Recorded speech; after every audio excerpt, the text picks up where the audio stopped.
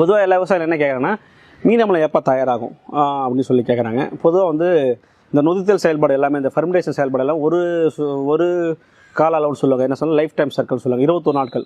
அந்த 21 நாள் முடிஞ்சாலே வந்து எல்லாமே தயாராகும்னு சொல்லுவாங்க. பொதுவான இது மித்து இது பொதுவான வந்து செயல்பாடு சொல்லுவாங்க அப்படி. பட் என்னை பொறுத்த வரைக்கும் 21 நாள் நம்ம சிறப்பான அவட்டை நிர்வாகம் முடியாது. பஞ்சகவியத்துக்குன்னா அது ஏற்புடையதாக இருக்கலாம், ஈயத்துக்கு கூட கொஞ்சம் ஏற்றுக்கலாம்.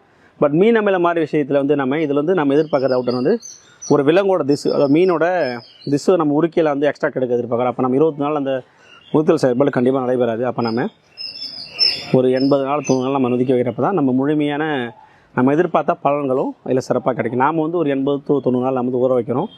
ஸோ அதில் நம்ம மதர்னு சொல்லக்கூடிய பழைய மீனை தொடர்ந்து கொடுத்து ஊற வைக்கிறோம். பொதுவாக ஒரு நொதித்தல் செயல்பாடில் நம்ம மதர் கல்ச்சர் ஊற்றுறப்ப ஒரு நாள் நடக்கிற செயல்பாடு 6 நாளில் முடிஞ்சிடும். அப்போ நம்ம 80 நாள் 90 நாள் ஊற வைக்கிறது 160 நாளுக்கு சமமான நொதித்தல் வந்து நடைபெறும். ஓகேங்களா? அதனால தான்